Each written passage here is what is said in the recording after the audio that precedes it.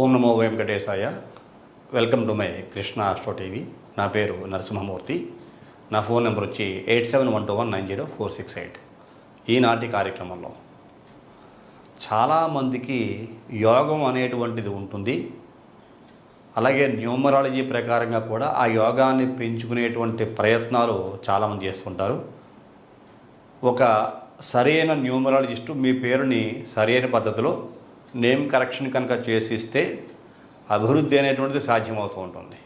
కానీ ఈ రెండింటితో పాటుగా ఇంకొక శాస్త్రం కూడా ఉంది, అదే వాస్తు శాస్త్రం. ఈ మూడు కరెక్ట్గా సెట్ అయితే మాత్రమే ఆ వ్యక్తికి ఒక మంచి జీవనాభివృద్ధి అనేటువంటిది ఉంటుంది అని చెప్పుకోవచ్చు. ఇక్కడ మీకు ఆ వాస్తు శాస్త్రం ఏ రకంగా ఉంటుంది అనే విషయాలు తెలియజేస్తాను. ఇంతకుముందు వీడియోలో కొన్ని విషయాలు వాస్తు శాస్త్రం గురించి తెలియజేశాను. ఇప్పుడు మీకు మరికొన్ని విశేషాలు తెలియజేస్తాను. ఇక్కడ మీకు ముందుగా ఒక ఇల్లును వేస్తున్నాను చూడండి. ఇవన్నీ కూడా ఉదాహరణలు, ఎగ్జాంపుల్. మనిషి యొక్క అభివృద్ధికి ఇవి ఎలా తోడ్పడతాయి అని తెలుసుకునేటువంటి ఉదాహరణలు. ఇందులో మనం దీనిని ఈస్ట్గా తీసుకుంటాం. వాస్తులో ఈస్ట్, అలాగే ఇది సౌత్, ఇది నార్త్, ఇది వెస్ట్. ఇందులో మనకి ఈశాన్యము ఈ దిక్కుని, ఇది ఆగ్నేయము, ఇది నైరుతి, ఇది వాయువ్యం. ఇందులో మనకి ఈ 8 దిక్కులు కనబడుతూ ఉంటాయి. దీనిని వాస్తు అంటాం. ఇందులో మనకి అష్టదిక్పాలకులు, నవగ్రహాలు కూడా ఉంటారు. ముఖ్యంగా మధ్యలో రవి అనేటువంటి గ్రహస్థితి. సూర్యుడు నవగ్రహాలకి రాజు కాబట్టి ఆయన మధ్యస్థంగా ఉంటాడు. తరువాత చంద్రుడు రవికి ఆగ్నేయంగా ఉంటాడు. తర్వాత కుజుడు రవికి దక్షిణ దిశలో ఉంటాడు. తర్వాత రవికి బుధుడు ఈశాన్యంలో ఉంటాడు. తర్వాత గురుగ్రహము ఉత్తర దిశలో రవికి ఉంటాడు. తర్వాత శుక్రుడు రవికి తూర్పున ఉంటాడు. తర్వాత రవికి శని పశ్చిమాన ఉంటాడు. రాహువు నైరుతిలో ఉంటే కేతువు మనకి వాయువ్యంలో ఉంటాడు. నవగ్రహాలు వాస్తు ప్రకారంగా ఈ రకంగా ఉంటాయి. అలాగే అష్టదిక్పాలకులు కూడా తూర్పున రవికి ఇంద్రుడు ఉంటాడు. అలాగే అగ్నిదేవుడు ఆగ్నేయంలో ఉంటాడు. యమధర్మరాజు ఈయన దక్షిణంగా ఉంటాడు. నిరుతి అంటారు, ఈ యొక్క నైరుతిలో ఉంటాడు. వరుణదేవుడు మనకి వర్షాధారం, ఈ యొక్క పశ్చిమాన శనితో ఉంటాడు. వాయుదేవుడు కేతు ఉన్న ప్రదేశంలో ఈ యొక్క వాయువ్యంలో ఉంటాడు. కుబేరుడు మాత్రం గురుడు ఉండేటువంటి స్థానంతో కలిసి ఉంటాడు. పరమేశ్వరుడు శివుడు ఈశాన్య భాగంలో ఉంటాడు. వీటిని మనం అష్టదిక్పాలకులు, నవగ్రహాల యొక్క గృహాలుగా చెప్పుకుంటూ ఉంటాం. మళ్ళా మనకి నవగ్రహాలు దీంట్లోనే ఉన్నాయి, అష్టదిక్పాలకులు దీంట్లోనే ఉన్నాయి. మరలా చూసుకుంటే పంచభూతాలు ఇందులో మనకి సర్కిల్లో మాత్రమే రవి ఉన్నాడు. ఇక్కడ పంచభూతాల్లో ఇక్కడ చూసారా మీకు గ్రహాలు చెప్పేసాం. 9 గ్రహాలు: రవి, బుధుడు, శుక్రుడు, చంద్రుడు, కుజుడు, అలాగే గురుడు, కేతువు, శని, రాహు. ఇవి 9 గ్రహాలు. 8 దిక్పాలకులు చూసారా? 1, 2, 3, 4, 5, 6, 7, 8. ఈ 8 దిక్కులు 9 గ్రహాలు మధ్యలో ఉన్న రవితో కలిపి. అలాగే మూలలో మనకి చూసుకుంటే వాస్తు ప్రకారంగా తూర్పు, ఉత్తరం, పడమర, దక్షిణ, ఈశాన్యం, ఆగ్నేయం, నైరుతి, వాయువు. ఈ రకంగా మనకి వాస్తు ఎలా కనపడుతూ ఉంటుంది. ఎవరైనా ఒక పుట్టిన వ్యక్తి, ఉదాహరణకి ఒక నక్షత్రంలో ఏదో ఒక నక్షత్రంలో పుట్టారు అనుకుందాం. స్వాతి నక్షత్రం అనుకుందాం. స్వాతి నక్షత్రంలో ఈయన పుట్టాడు. దీనికి అధిపతి రాహువు. జాతకం ప్రకారంగా తులారాశి అవుతుంది. స్వాతి నక్షత్రం తులా రాశి అవుతుంది. సరే, అధిపతి ఏమో రాహువు. ఇక్కడ తులారాశ్యాధిపతి చూసుకుంటే శుక్రగ్రహం. ఈ శుక్రగ్రహము తులారాశికి అధిపతి, నక్షత్రాధిపతి రాహువు. ఇక్కడ వీళ్ళకి బాగా ఉపయోగపడేటువంటి గ్రహస్థితుల్లో కనుక చూసుకుంటే జాతక చక్రాన్ని బట్టి, లగ్నాన్ని బట్టి, మనం గోచారం ప్రకారంగా రాశి మాత్రమే చూసుకున్నాం. ఇది రాశి మాత్రం అయింది కాబట్టి గోచారం ప్రకారంగా. ఇక్కడ మీకు రాశ్యాధిపతి శుక్రుడు తూర్పున ఉన్నాడు. అలాగే ఈ రాహువు దక్షిణముఖంగా ఉన్నాడు. అంటే వీళ్ళకి చాలా బాగా అనుకూలించే గ్రహస్థితుల్లో ఈ వాస్తు ప్రకారంగా దక్షిణ దిశ అనేటువంటిది చాలా ఫేవర్ అవుతుంది అని చెప్పుకోవచ్చు. ఇది గ్రామారోహణం చేసుకుంటే దక్షిణంగా ఉంటే బాగా మంచిది వాళ్ళకి. అభివృద్ధి అనేటువంటిది బాగా సాధించే అవకాశం ఇక రాహు యొక్క అనుకూలత వల్ల. శుక్రుడు రాష్ట్రాధిపతి అయిన కారణం చేత తూర్పు భాగం కూడా బాగా పనిచేస్తుంది. చాలా అద్భుతమైన యోగాలు తూర్పు దిశలో గల గృహంలో ఉన్నా సరే ఉపయోగపడుతుంటారు. వీళ్ళు బాగా గుర్తుంచదగ్గ విషయం, వీళ్ళు వాస్తు ప్రకారంగా ఉదాహరణ చెప్తాను కాబట్టి వీళ్ళు బాగా డెవలప్ అవ్వాలి అనుకోండి, అభివృద్ధి చెందాలి అనుకోండి, వీళ్ళ ఉండే ప్రదేశం వీళ్ళు దక్షిణ భాగంలో ఉన్న తూర్పు భాగంలో ఉన్న. అలాగే ఈ తులారాశికి శని కూడా అనుకూలిస్తాడు, బుధుడు కూడా అనుకూలిస్తాడు, పడమర కూడా ఉపయోగపడుతుంది. శనివత్ రాహు అంటాం కాబట్టి పడమర ఇక్కడ వాయువ్యంలో మనకి గుమ్మం ఉన్న ఇల్లు తీసుకుంటారు కాబట్టి సరే. ఈ రకంగా పడమర కూడా బాగా అనుకూలిస్తుంది. ఈ గురుడు యావరేజ్ ఫలితాలు ఇస్తుంటాడు. ముఖ్యంగా ఈ 3 దిశలు చాలా ఫేవర్ అవుతాయి. ఈ యొక్క స్వాతి నక్షత్రం రాహుని బట్టి, శుక్రుని యొక్క ప్రభావాన్ని బట్టి తూర్పు కానీ దక్షిణం కానీ నైరుతి ఈ యొక్క పశ్చిమం కానీ.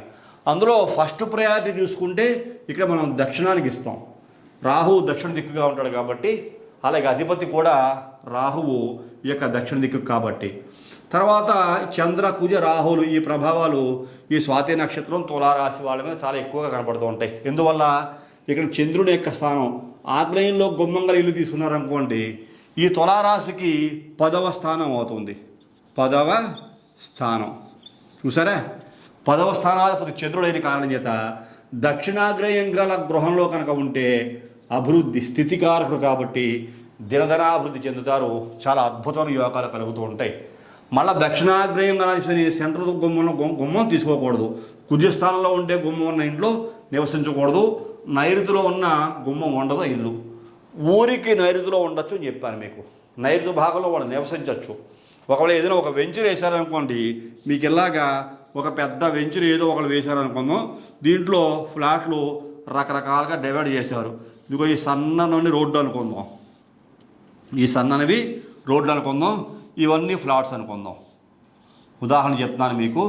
ఇవన్నీ కూడా వాళ్ళు వెంచర్ వేసి ఫ్లాట్స్ వేశారు. ఈ రకంగా ఫ్లాట్స్ ఉన్నాయి. ఇందులో కనుక చూసుకుంటే ఇది రోడ్డు, ఇది రోడ్డు చూసారా, ఇది మళ్ళా రోడ్డు. ఇలా మనకి ఇంకో రోడ్డు కూడా వచ్చింది అనుకుందాం, ఇది మళ్ళా రోడ్డు. ఇందులో మళ్ళీ మనకి ఈ పక్కన కూడా ఒక రోడ్డు వచ్చింది అనుకుందాం, ఇది కూడా రోడ్డు. ఓకేనా, ఈ రకంగా రోడ్డు ఉంది. ఇప్పుడు ఈ స్వాతి నక్షత్రం రాహు తులా శుక్ర యొక్క బలం కలిగిన వ్యక్తులు ఎలా ఉంటే బాగుంటుంది? ఇది ఈస్ట్ అనుకోవాలి, ఇది సౌత్ అనుకోవాలి, ఇది నార్త్, ఇది వెస్ట్. ఈ బ్లాకులు ముఖ్యంగా ఇది ఇది ఇది బాగా పనిచేస్తాయి. అందులోనూ దీనిని వదిలేశారనుకోండి, ఇది 2వ లైన్లో ఉంది ఈ తులారాశి వాళ్ళు. ఈ 2వ లైన్ మళ్ళీ కుజస్థానం వస్తుంది. ఎందుకని? ఇది వాస్తు ప్రకారం తీసుకున్నాం కాబట్టి ఇది ఆగ్నేయం, ఇదేమో ఈశాన్యం, ఇది వాయువ్యం, ఇది నైరుతి. ఈ వెంచర్లో 1 2 3 4 5 6 7 అంటే 3 ఏళ్ళు 21 ఫ్లాట్లు దీంట్లో ఉన్నాయనుకుందాం. 21 ఫ్లాట్లోనూ ఈయన కనుక ఈ ఫ్లాట్ తీసుకుని ఈ రోడ్డుకి గుమ్మం పెట్టుకుని ఈ తూర్పు గుమ్మం పెట్టుకుంటే సూపర్ పవర్. ఇటు కూడా రోడ్డు ఉందనుకోండి, ఒకవేళ ఈ రోడ్డుకి బేస్ చేసుకుని ఇంకో గుమ్మం పెట్టుకోవచ్చు.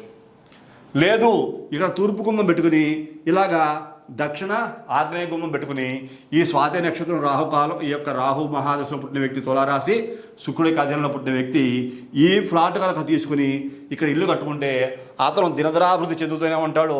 అతనికి అభివృద్ధి ఎక్కడికో హై లెవెల్కి వెళ్ళిపోతుంది, ఆగమన్నా ఆగదు. ఇన్ని స్థలాలు ఇన్ని ఫ్లాట్లు ఈ వెంచర్లో ఉన్నా సరే, లేదు ఈ సెంటర్లో ఉన్నది వదిలేసి ఈ చివర తీసుకోవచ్చు.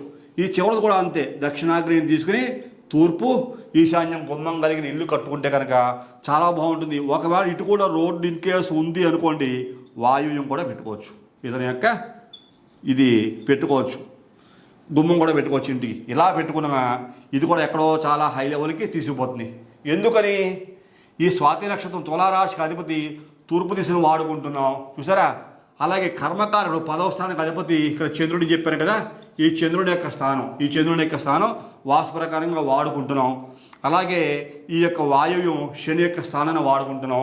ఈ ఫ్లాట్ కనుక అయితే ఓవరాల్గా ఈ ఫ్లాట్ కనుక దొరికింది అనుకోండి, వాళ్ళే హీరోలు. మొత్తం ఈ ఫ్లాట్ని అందరూ కూడా లీడ్ చేయగలరు. ఈ వెంచర్ మొత్తం వాళ్ళ హ్యాండ్ ఓవర్లో ఉంచుకోగలరు. వాళ్ళు లీడ్ చేయగలరు, యోగాన్ని సాధించగలుగుతారు. లేదు ఆగ్నేయంలో ఉన్నారు, ఈ ఫ్లాట్ తీసుకున్నారు, చాలా అద్భుతమైన యోగాలు కలుగుతాయి. మళ్ళా ఇందులో ఏ ఫ్లాట్లు తీసుకున్నా ఇందులో ఉండేంత యోగం ఉండదు. ఈ వెంచర్లో ఈ ఫ్లాట్లు తీసుకుంటే వచ్చేంత అదృష్టం ఇక్కడ ఏ ఫ్లాట్లు తీసుకున్నా కూడా ఉండదు. ఏదో రకంగా కుంటుపడతారు వాళ్ళు. ఎందుకోసమని వీళ్ళకి కార్నర్ ఫ్లాటే మెయిన్. ఈ కార్నర్ ఫ్లాట్ ఏదైతే ఉందో ఈ కార్నర్ ఫ్లాట్ యోగించినంతగా ఇక ఏ ఫ్లాట్ యోగించదు. ఇక్కడ నార్త్ ఈస్ట్ కార్నరు పెద్ద యోగించదు, ఇక్కడ నార్త్ ఈస్ట్ కార్నరు పెద్దగా యోగించదు, ఇది కూడా పెద్ద నార్త్ ఈస్ట్ కార్నర్ అయినా సరే యోగించదు, ఈ కార్నరే యోగిస్తుంది. అలాగా చిన్న చిన్న మెలకువలు ఉంటాయి. అప్పుడే 100% సక్సెస్ని ఏ వ్యక్తి అయినా సాధించగలుగుతాడు, యోగం పొందగలుగుతాడు. న్యూమరాలజీ ప్రకారంగా కొంత యోగం వచ్చింది, జాతక భాగంలో ఉండే గ్రహ దోషాల వల్ల కొంత యోగం కలిగింది, వాస్తు ప్రకారంగా కూడా కొంత యోగం పొందవచ్చు. అలాగే ఒకవేళ ఇండిపెండెంట్ ప్లాట్ తీసుకున్నారు అనుకుందాం, ఇలాగ వీళ్ళకి ఏదో ఒక ఫ్లాట్ వచ్చింది, ఒక చోట తీసుకున్నారు అనుకుందాం. వీళ్ళకి ఫర్ ఎగ్జాంపుల్ ఇది ఈశాన్యం ఫ్లాట్ అయ్యింది అనుకోండి. ఇదేమో ఈ స్వాతి నక్షత్రం వాళ్ళు తీసుకున్న స్థలం, ఇది వేరే వాళ్ళది, ఎవరిదో. ఓకేనా? వీళ్ళిద్దరికి మధ్యన ఇలా రోడ్డు ఉంది, రోడ్డు లేదు, ఏదైనా అనుకుందాం. ఇప్పుడు వీళ్ళు ఫర్ ఎగ్జాంపుల్ ఒక అంతస్తు కానీ 2 అంతస్తులు కానీ 3 అంతస్తులు కానీ ఒక ఇల్లు కట్టారు. ఈ ప్లాట్లో ఇల్లు కట్టుకున్నారు వాళ్ళు.